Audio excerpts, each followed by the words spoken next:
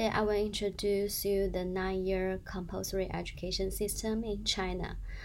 Compulsory education is an education that all school-age children and adolescents must implement in a unified manner. It is a public welfare undertaking that our country must guarantee. The quality of compulsory education has a bearing on the healthy growth of hundreds of millions of young children, which is related to national development and to the future of the nation. The essence of the system is compulsory education for a certain number of years for children of school age and adolescents in accordance with the law. Compulsory education is free for both urban and rural kids. China's 9-year compulsory education is composed of 2 parts: 6-year primary school and 3-year junior high school.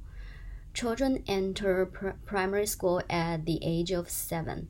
The study now is probably 6, a little bit earlier than before. They study in school 5 days a week. There are 4 40-minute classes in the morning and 2 in the afternoon, followed by outdoor activities. Textbooks are mainly compiled by the State Education Ministry, complemented by some local study materials. Each academic year is divided into 2 semesters. The first semester is from the beginning of September to late January, and the second from mid or late February to early July. Each year, students have 2 months for summer vacation and 1 month for winter vacation. The curriculum is designed to ensure an all-round development of the students, morally, intellectually, physically, and aesthetically, based upon the cognitive laws and the needs of the development of children at different ages. It lays emphasis on the integrity of the course knowledge, social life, and students' experience. For instance, for the first and second year pupils, the course Morals and Life is designed to equip them with high morals at early age and adapt themselves to study life. From the 3rd to 6th year, the course Morals and Society aims at learning about society, for the student's life extends from family to school, then to society. For the students of the 3rd to 9th year, the goal of the course Science is to help them to form a scientific approach and to cultivate the scientific spirit. The arts course goes through the 9 years of the studying process for the purpose of enriching the students' art experience, raising their aesthetic temperament and interest. Our country is implementing a country, locality, and school, this 3-level course management system in order to improve the alternative and adaptability of the curriculum. Textbook censorship is carried out for compulsory education. Local authorities can autonomously choose and use the textbooks published by super authorities after they have been examined and admitted.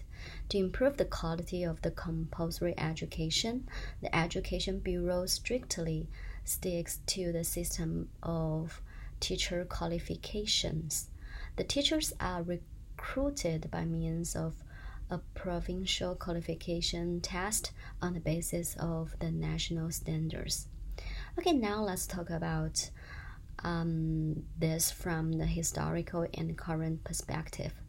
The literacy rate during the Republic of China was generally considered to be 80%.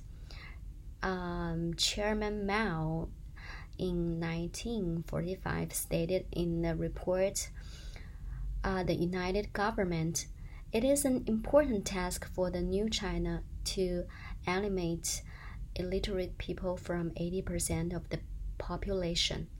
New China has just set up hundreds of industries to be prosperous, but the central leadership has put the compulsory education years to the education level of developed countries in one step, which reflects the firm belief that the country can no longer afford better education. They want to improve. In 2016, there were 178,000 ordinary primary schools and 52,000 junior high schools in the compulsory education stage.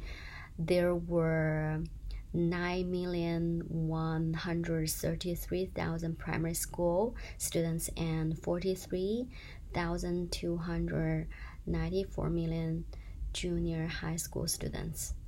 On December 28, 2018, a press conference was held to introduce the progress of education for poverty alleviation. The Rural Compulsory Education Student Nutrition Improvement Plan has covered all nationwide poverty-stricken counties, benefiting 37 million rural students, and the nutritional health status has been significantly improved.